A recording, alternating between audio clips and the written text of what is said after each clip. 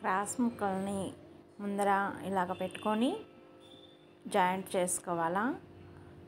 Joint చేసుకున్న తర్వాత thread పెట్టుకొని సెంటర్లో సాగకుండా క్లాత్ని నార్మల్ పాదంతో చక్కగా కుట్టుకోవాలన్నమాట. చూడండి ఎంత నీట్గా వచ్చిందో. ఒక సైడ్కి పెట్టుకుంటూ చిన్నగా కుట్టుకోవాలా.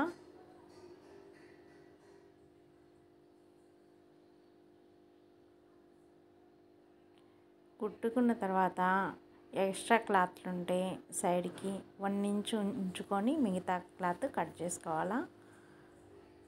దీన్ని మనం ఆల్రెడీ కట్ చేసుకున్న బ్లౌజ్కి ఫస్ట్ లైనింగ్ క్లాత్ మీద పెట్టేసి 1 ఇంచ్ 1/2 ఇంచు వదిలిపెట్టుకొని చక్కగా దాని చుట్టూతా నెక్ చుట్టూతా పెట్టేసి కుట్టుకొని ఫస్ట్ నెక్ కుట్టాను.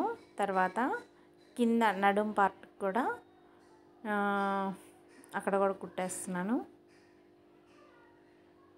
చూడండి. దాని తర్వాత ఒరిజినల్ క్లాత్ పైన తిరగేసుకొని పెట్టుకోవాలన్నమాట. పెట్టి నీట్గా సర్దుకోవాలి. ఫస్ట్ సర్దుకున్న తర్వాత మనము చేతితో టచ్ చేసుకుంటూ అంతకుముందు వేసిన కుట్టు పైనే కుట్టుకుంటూ రావాలా. అలా కుట్టుకున్నాక ఎక్స్ట్రా క్లాత్ని చక్కగా కట్ చేసేసుకొని ఘాట్లు పెట్టుకోవాలన్నమాట కొంచెం కొంచెంగా. ఇంకా దాని తర్వాత కింద కూడా మనము ఆల్రెడీ పైపింగ్ అని వేసి ఉంచాం కదా ఈ పార్ట్కి, అది కూడా జాయింట్ చేసుకొని తర్వాత తిరగేసుకోవాలి క్లాత్ని.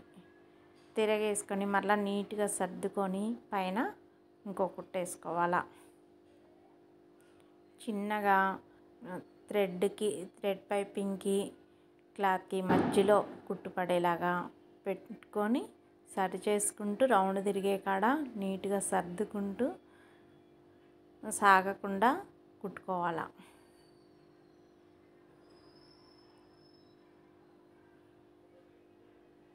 రౌండ్ తిరిగే కాడ మాత్రం కొంచెం ఆపుకుంటూ నిదానంగా స్లోగా కుట్టుకోండి. నీట్గా వస్తుంది. థ్రెడ్ పైపింగ్ మనకి ఖర్చులు కానీ ఏం బయటకు కనిపించవు, మొత్తం లోపలికి వెళ్ళిపోతుంది. నీట్గా ఉంటుంది. మీరు తిరిగేసి చూడండి ఎంత నీట్గా వస్తుందో. పైపింగ్ కూడా చూడండి సన్నగా వచ్చింది.